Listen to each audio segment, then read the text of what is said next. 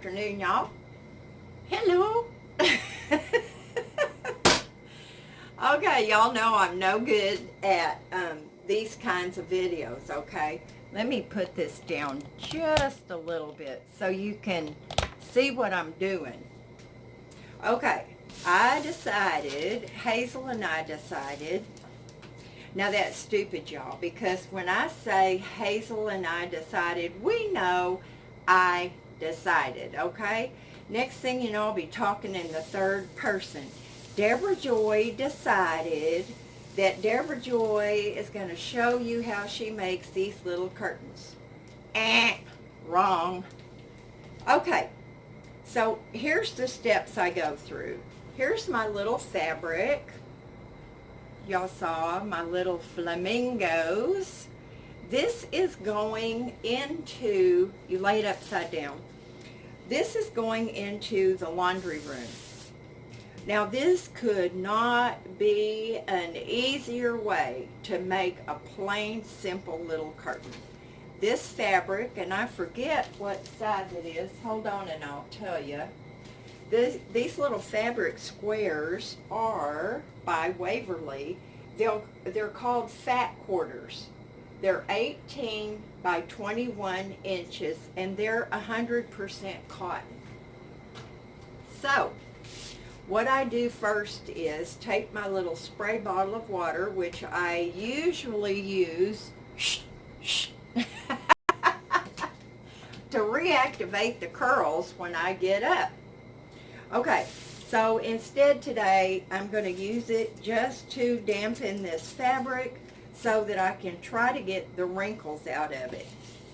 Now in a perfect world I would have a washer and a dryer and I would simply toss them into the washer for a moment or two and then I would throw them into the dryer and that would shrink them and soften them and also make it easier for me to press them and them not to have any creases. But we know I definitely don't live in a perfect world, so we're going to make do. Now, do y'all remember the little round things, metal things, and they had a cork attached to them, and you pounded it down into a Coke bottle? And that's what we used to sprinkle our clothes with. A Coke bottle and one of those stoppers. Worked just fine. In fact, I'll tell you, when I was a kid, this is the process we went through. We washed our clothes in our Wringer washing machine, and yes, I got my arm caught up to the elbow, which triggered the safety mechanism, and it let go of my arm. Did it scare the heck out of me? You better believe it did. My mother was laughing. She thought it was funny. And then we would take our clothes outside and we would dry them. Then we'd bring them in, and anything that was going to get ironed would get sprinkled with the Coke bottle with the little attachment on it. Then we would roll the item up tightly and we would put them in the refrigerator. Now, why did we do that? I'm not sure, y'all, but that's what we did. And so then when we were ready to iron, we'd take out a couple of pieces and we would start ironing and hanging up. It was a big process, y'all. I know you remember back in the day, we ironed everything. Now you got to get this kind of just right on the edges or it's going to seep over and you're going to get this on your iron, which will be bad. So what you do is you just lay your stitch witch or whatever y'all call it down and press it with a hot iron. Now y'all, I tried to do this with a dry iron. Does not work. So you just do this all the way down the line. And then once you get it all kind of down there, you go back over it. And you want to go over very slowly. You want to be able for the steam and the heat to make a good seal. There we go. And then I turn it over and I do it on the opposite side. Now, I do this on all 4 sides. This is raw fabric, y'all. There are no finished selvages on this fabric. Do you see how easy that is? It is so simple. And then what I do is I turn it like this. I put some double-sided tape and I just stick it to the metal window frame. Now, what could be easier? I mean, really, y'all, anybody could do this. Well, I wouldn't let anybody that wasn't good with an iron do it because you don't want anybody to get burned. But I just thought I'd show y'all my little process. Now, when you're, like if I was making curtains for my windows in here, my bigger windows, of course, what I do is I sew my first little piece over because you don't want any unraveling because those are going to get washed. I am not going to wash these, y'all. So you do the first little edge like this, and then you bend it over and you make a larger piece like this so that you have a hole for your curtain rod. So simple. I can't tell you how many sets of curtains, or if you want to call them 84 inches long, drapes. So very easy. And then if you make this pocket a little bit bigger, then you can sew a seam down the middle of it, put your rod in the bottom, and you have a little ruffle at the top. So easy. I cannot find any sheets that I like, patterned ones.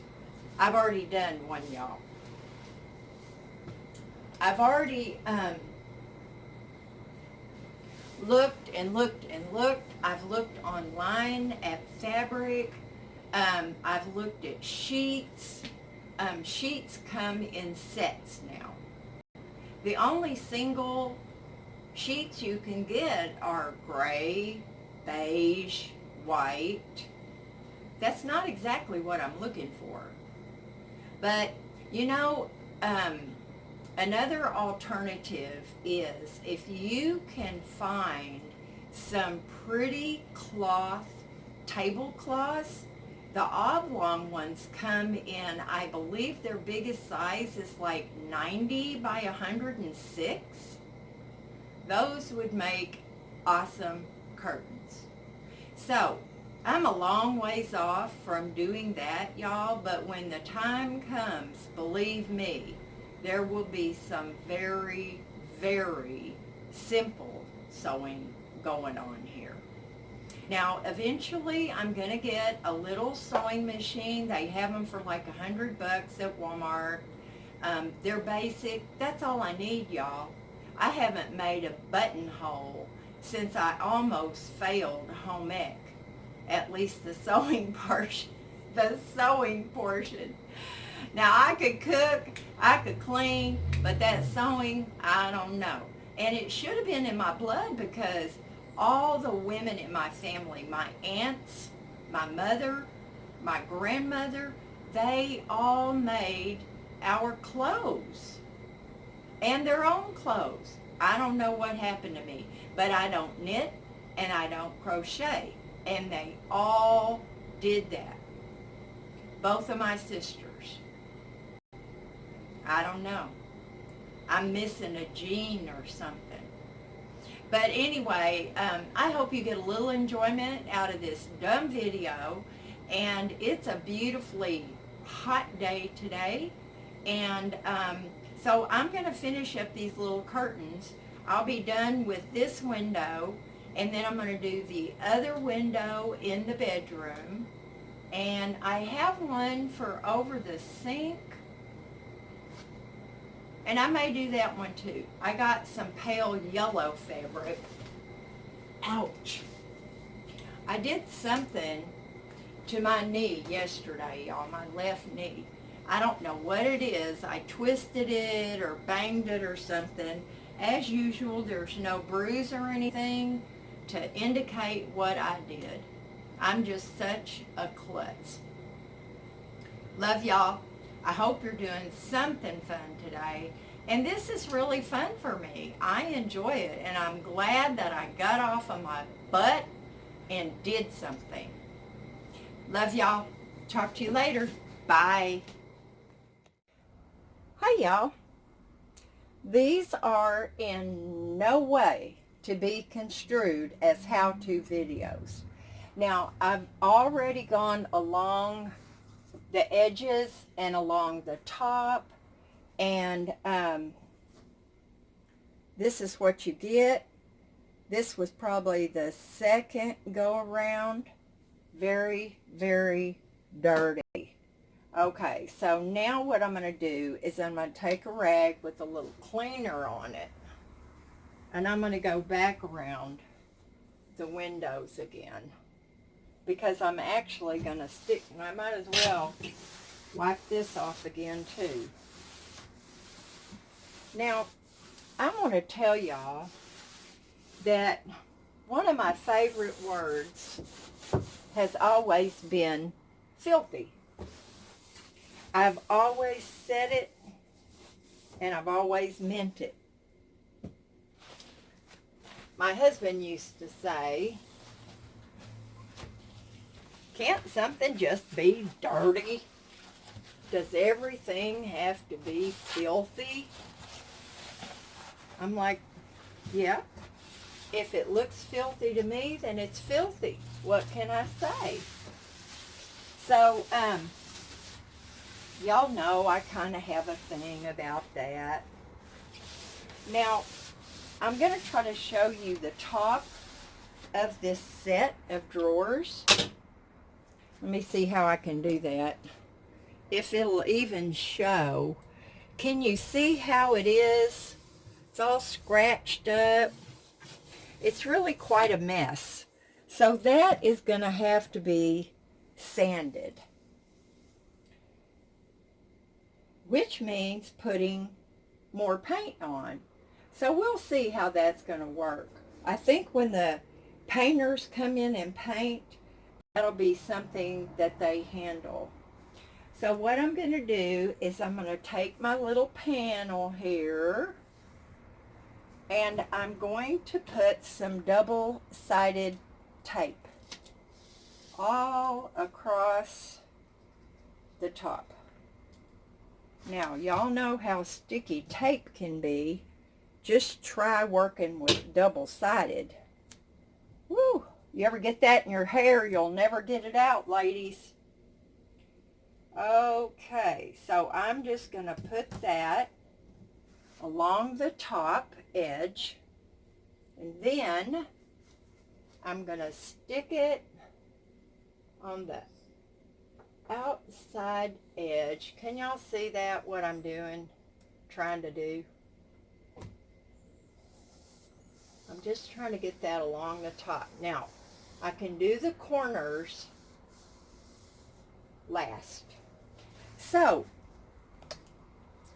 can y'all see what a simple little curtain solution that is? Now, I'll put another one over here. And that'll just make, I wish y'all could see that better. That'll make a nice, simple little pair of curtains with practically no effort and no expense. This window is costing me $2. Well, a little more if you wanted to really figure out the double-sided tape. I'm going to tack this on to the other little video, y'all, because it's all about the same thing. Thanks for watching, and I'll talk to y'all later. I got to set this. There we go. Bye now. One last thing, y'all, that I wanted to show you. I had a few little tension rods, and what I did was I just put one of those all the way across there, which you can do for all the little windows if you want to, but I like the window that's, you know, not window, and it's screen. Oh, I've just felt a nice little breeze. So what I did was I put that tension rod up there, and then I just looped the curtain over, so now the curtain is open and I can feel fresh air. Oh my gosh, y'all, the people that do the how-to stuff, how do they do that? It's so crazy. Love y'all, and I'll talk to you later. Bye now.